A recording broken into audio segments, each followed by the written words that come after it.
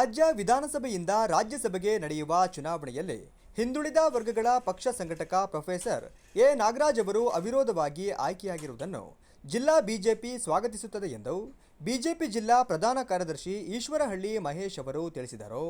ರಾಜ್ಯ ವಿಧಾನಸಭೆಯಿಂದ ರಾಜ್ಯಸಭೆಗೆ ನಡೆದಂತಹ ಚುನಾವಣೆಯಲ್ಲಿ ನಮ್ಮ ಭಾರತೀಯ ಜನತಾ ಪಕ್ಷದ ವತಿಯಿಂದ ರಾಜ್ಯದ ಹಿಂದುಳಿದ ವರ್ಗದ ಒಬಿಸಿಯ ಪ್ರಮುಖ ಜನಾಂಗವಾದ ನಮ್ಮ ಕುರುಬ ಸಮಾಜದ ಪ್ರೊಫೆಸರ್ ಎಂ ನಾಗರಾಜ್ರವರನ್ನು ಆಯ್ಕೆ ಮಾಡಿರುವಂತಹ ನಮ್ಮ ಭಾರತೀಯ ಜನತಾ ಪಕ್ಷದ ಎಲ್ಲ ನೇತಾರರಿಗೂ ಸಹ ಪಕ್ಷದ ಜಿಲ್ಲಾ ಸಮಿತಿಯ ವತಿಯಿಂದ ಒಂದು ಅಭಿನಂದನೆ ಸಲ್ಲಿಸುವಂತಹ ಒಂದು ಕಾರ್ಯವನ್ನು ಈ ಮೂಲಕ ಮಾಡ್ತಾ ಇದ್ದೇವೆ.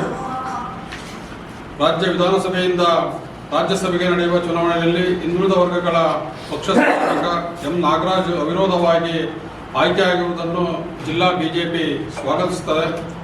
ಬಿಜೆಪಿ ಮತ್ತು ಸಂಘ ಪರಿವಾರದಲ್ಲಿ ಹಲವು ದಶಕಗಳಿಂದ ಸಂಘಟನೆಗಾಗಿ ದಕ್ಷತೆಯಿಂದ ಕೆಲಸ ಮಾಡಿರುವಂತಹ ಪ್ರೊಫೆಸರ್ ನಾಗರಾಜ್ ಅವರು ಹಿಂದುಳಿದ ವರ್ಗದ ಕುರುಬ ಜನಾಂಗಕ್ಕೆ ಸೇರಿದವರಾಗಿದ್ದು ಅವರಲ್ಲಿನ ಪಕ್ಷನಿಷ್ಠೆ, ದಕ್ಷತೆ ಮತ್ತು ಸಂಘಟನಾ ಕಾರ್ಯವನ್ನು ಗುರುತಿಸಿ ನಮ್ಮ ಪಕ್ಷ ರಾಜ್ಯಸಭೆಗೆ ಆಯ್ಕೆ ಮಾಡಿರುವುದು ಸಮುದಾಯಕ್ಕೆ ಸಂದ ದೊಡ್ಡ ಗೌರವ ದೊರೆತಂತಾಗಿದೆ. ಪಕ್ಷನಿಷ್ಠೆಯೊಂದಿಗೆ ಪಕ್ಷ ಸಂಘಟನೆಯಲ್ಲಿ ಪ್ರಾಮಾಣಿಕವಾಗಿ ಕೆಲಸ ಮಾಡಿದವರಿಗೆ ಬಿಜೆಪಿ ಬೇರೆ ಬೇರೆ ಹಂತಗಳಲ್ಲಿ ಅವಕಾಶ ಕಲ್ಪಿಸಿಕೊಡುತ್ತದೆ ಎಂಬುದಕ್ಕೆ ನಾಗರಾಜ್ರವರ ಆಯ್ಕೆ ಸಾಕ್ಷಿಯಾಗಿದೆ. ಪಕ್ಷ ಸಂಘಟನೆಯಲ್ಲಿ ತಮ್ಮನ್ನು ನಿರಂತರ ತೊಡಗಿಸಿಕೊಂಡು ಪ್ರಾಮಾಣಿಕವಾಗಿ ಕೆಲಸ ಮಾಡಿರುವ ನಾಗರಾಜ್ ಅವರ ರಾಜ್ಯಸಭೆಯಲ್ಲಿ ರಾಜ್ಯದ ಪರವಾಗಿ ಸಮಸ್ಯೆಗಳಿಗೆ ಸ್ಪಂದಿಸುವ ಭರವಸೆ ನಮ್ಮದಾಗಿದೆ.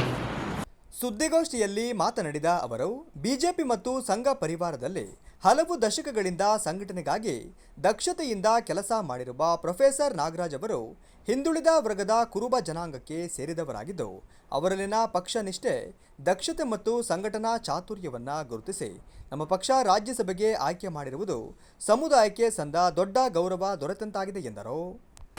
ಹುಬ್ಬಳ್ಳಿ ಧಾರವಾಡದಲ್ಲಿ ಪ್ರಾಧ್ಯಾಪಕರಾಗಿ ಕಾರ್ಯನಿರ್ವಹಿಸುವುದರೊಂದಿಗೆ ಎಬಿವಿಪಿ ಆರ್ಎಸ್ಎಸ್ ಚಟುವಟಿಕೆಗಳಲ್ಲಿ ಸಕ್ರಿಯವಾಗಿ ತಮ್ಮನ್ನು ತೊಡಗಿಸಿಕೊಂಡು ವಿಶಿಷ್ಟ ಸೇವೆಯ ಮೂಲಕ ಎಲ್ಲರ ಗಮನ ಸೆಳೆದಿದ್ದರು. ಈ ಮೂಲಕ ಬಿಜೆಪಿಯ ಸಕ್ರಿಯ ರಾಜಕಾರಣದಲ್ಲಿ ತೊಡಗಿಸಿಕೊಂಡು ಪಕ್ಷ ಸಂಘಟನೆಗೆ ಹೆಚ್ಚಿನ ಸಮಯವನ್ನು ಮೀಸಲಿಟ್ಟಿದ್ದರು. ಪಕ್ಷದ ರಾಜ್ಯ ಉಪಾಧ್ಯಕ್ಷರಾಗಿ ರಚನಾತ್ಮಕವಾಗಿ ಕೆಲಸ ಮಾಡಿರುವುದನ್ನು ಗುರುತಿಸಿ ಪಕ್ಷ ರಾಜ್ಯಸಭೆಗೆ ಆರಿಸಿದೆ.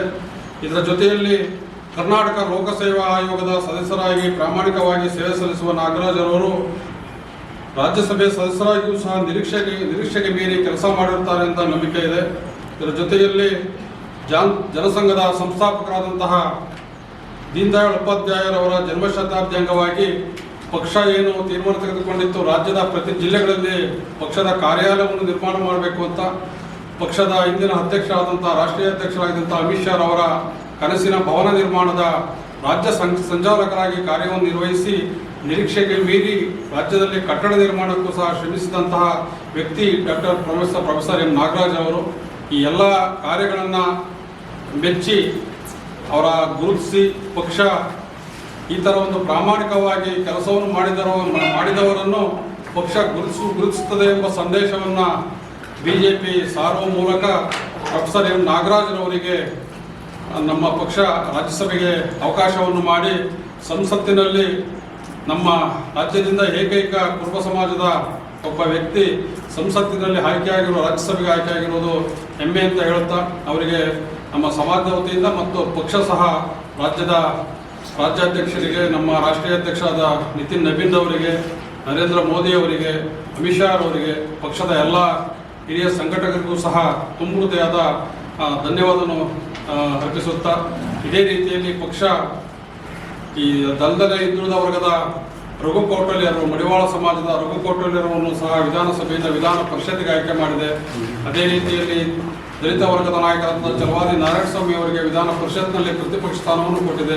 ಈ ರೀತಿ ಹಲವಾರು ಸ್ಥಾನಗಳನ್ನು ಹಿಂದುಳಿದ ವರ್ಗಗಳಿಗೆ, ದಲಿತರಿಗೆ ಕೊಡುತ್ತಿರುವಂತಹ ಪಕ್ಷ ಗುರುತಿಸಿ ಅವರ ಸೇವೆಯನ್ನು ಕೊಡುವ ಸಂದರ್ಭದಲ್ಲಿ ಅವರಿಗೆ ನಮ್ಮ ಪಕ್ಷದ ಪರವಾಗಿ ಮತ್ತು ನಮ್ಮ ಬಿಜೆಪಿ ರಾಜ್ಯ ಮತ್ತು ರಾಷ್ಟ್ರದ ನಾಯಕರಿಗೆ ಅಭಿನಂದನೆ ಸಲ್ಲಿಸುವಂಥ ಕೆಲಸವನ್ನು ಇವತ್ತು ಮಾಡ್ತಾ ಇದೆ.